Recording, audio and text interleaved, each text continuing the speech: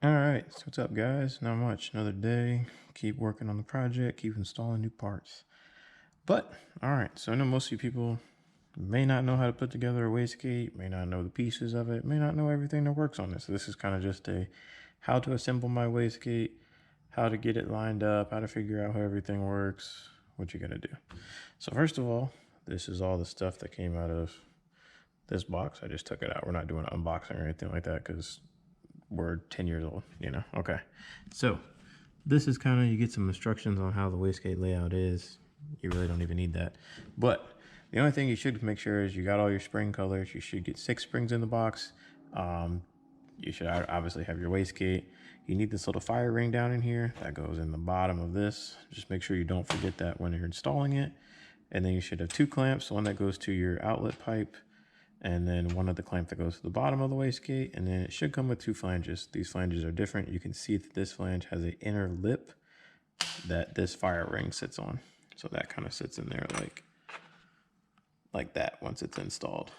You can tell the difference between them because this one does not have a fire ring. This one goes on the outside over there, and then this one goes on the bottom. So, and obviously this clamp's a little bigger, so that obviously goes on this one. So yeah, that's it. Oh, and then you got your fittings that come in here with it.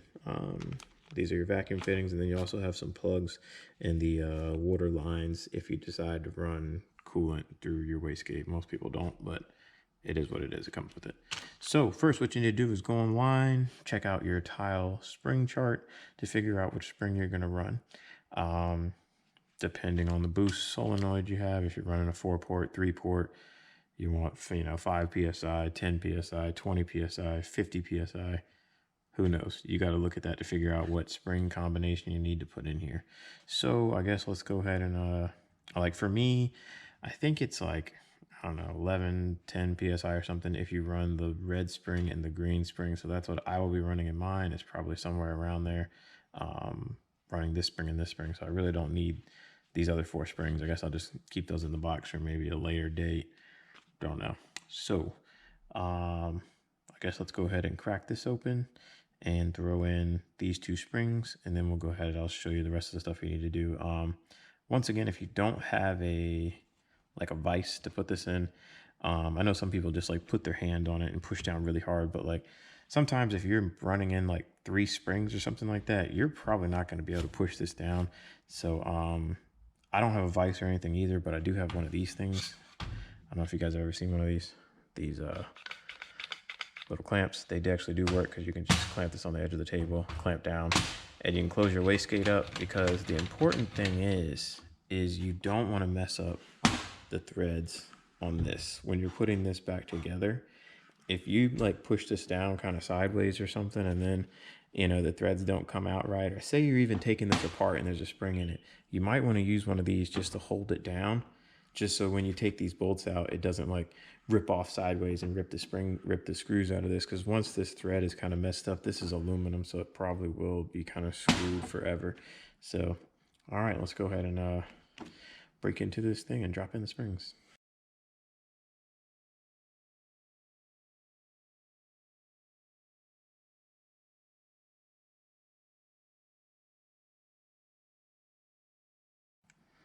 All right, I got our springs in here. Realistically, you're probably not gonna be able to push this thing open anymore because the springs are in there.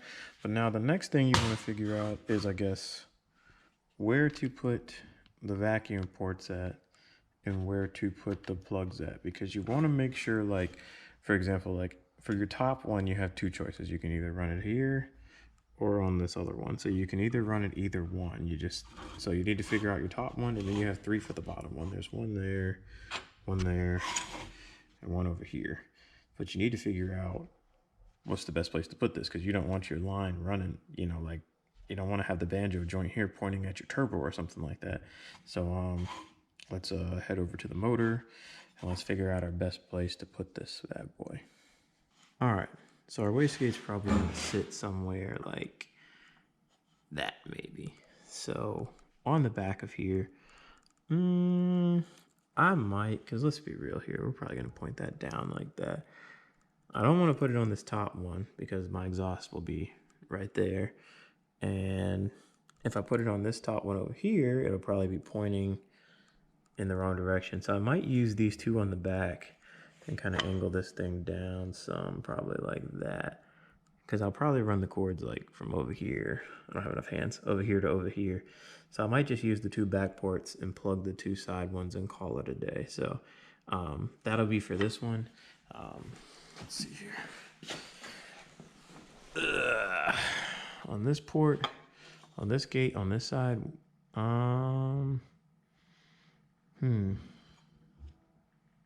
actually, yeah, I might use the back ones again. I might use these two on this one for the gate coming out of this side. Well, actually, hold on. If I point the wastegate down, I don't know. I guess we'll figure it out. I don't know what I'm going to do on this side yet. But, all right, let's go ahead and get that on. All right, so this is our gate. These are where I kind of plugged mine just based off of my setup. Your setup might be different. I'm using the rear two. I have them kind of facing out this way. So it really just depends on your setup and what kind of plugs you're doing. But yeah, what you do is you want to just make sure all these are tight. Now this is the important where the fire ring comes in. Let's see if we can do this. That's not going to set down, but the fire ring sets down in here like this. Let's start doing this one here. Yeah. So the fire ring goes down in here. Now the thing is, realistically, to press this down, you're gonna have to make sure that you put this on there before putting this on the manifold and putting on your V-band gasket. So drop that on, drop the V-band gasket on, tighten up with the screw, should be good to go. All right, so we got our gate on now. It's sitting pretty close to that. I do have a good gap in there, just so you guys can see. It's probably just the angle that makes it look like it's touching, but it's not. We had to finagle these, kind of getting these on there, but everything should be good because the exhaust will route right out over top of it. As you can see, there's still plenty of room between this. That's why the lines are facing out towards us, because we want to keep them away from this heat or this heat. So we want to get them out away.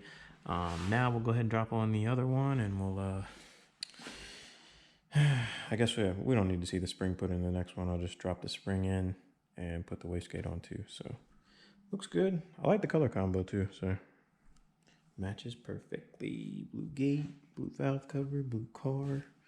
All right, let's keep rolling. All right, so here's the last gate. Kind of got it set on there.